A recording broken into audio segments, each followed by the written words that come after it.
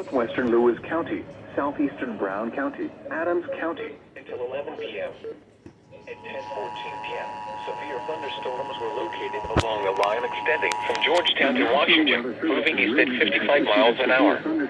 Hazard, 60 miles an hour wind gusts. Source, radar indicated. Impact, expect damage to trees and power lines.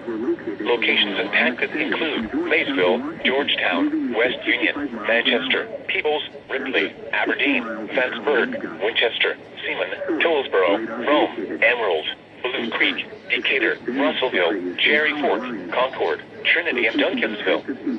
Maysville, Georgetown, West Union, Manchester, Peebles, Ripley, Aberdeen. You are listening to NOAA Weather, All Hazards Radio, KIH 42, Covington, Kentucky, originating from the National Weather Service Office in Wilmington, Ohio. We have interrupted our regular programming as severe weather is affecting our listening area.